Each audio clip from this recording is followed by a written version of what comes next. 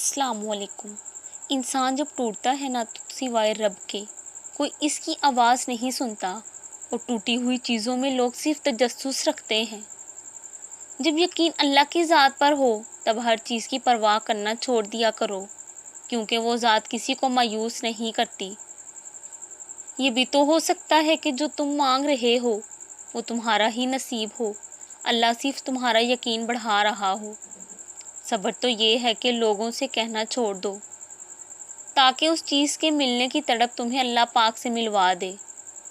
کہتی ہے دعاؤں میں اب اثر نہیں رہا، میں بتاؤں دعائیں کب اثر کرتی ہیں؟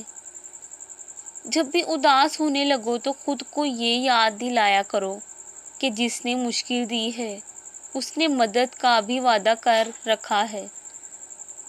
اور جب تمہارا صبر تھکنے لگے تو خود کو یاد دلانا کہ ان اللہ مع الصابرین، اور سر سجدے میں گرا دینا۔